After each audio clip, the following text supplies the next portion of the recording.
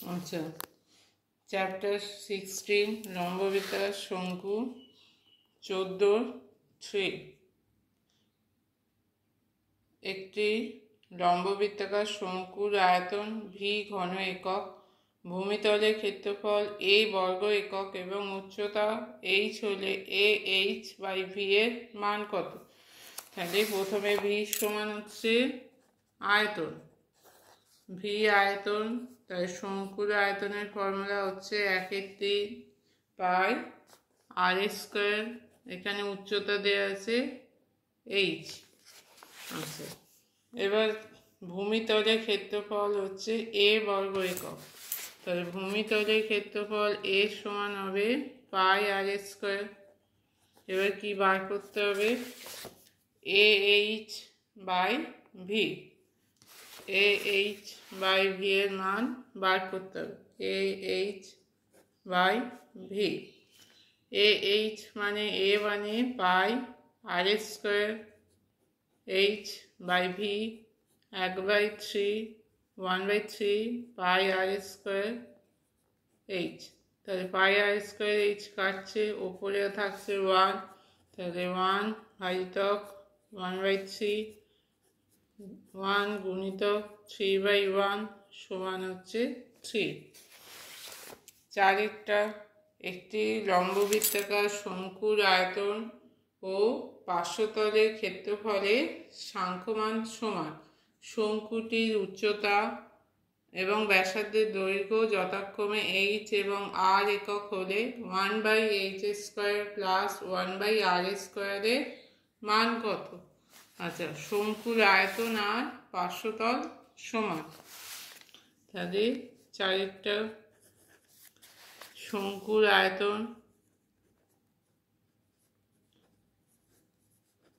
সমান পার্শ্বতল।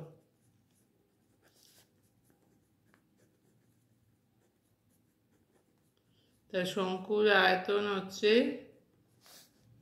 1/3 pi r square H, পার্শ্বতল হচ্ছে পাই আর এল। এবার কি বলেছে? 1/h² প্লাস 1/r² এর মান বার করতে হবে।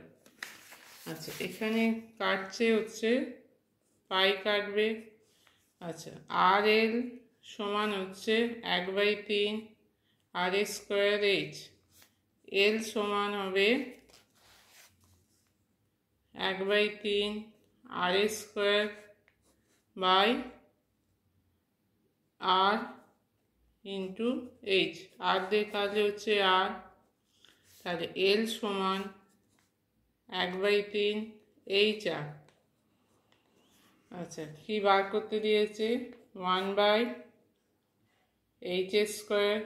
তাহলে 1/h² প্লাস 1/r², তাহলে এইচ আর সমান কি হচ্ছে? এইচ আর সমান হয়ে যাচ্ছে 3l, 3টা এল এর সঙ্গে গুণ হচ্ছে, তাহলে এইচ আর সমান হবে 3l। আচ্ছা, এখানে এইটা বার করতে হবে লসাগু, h²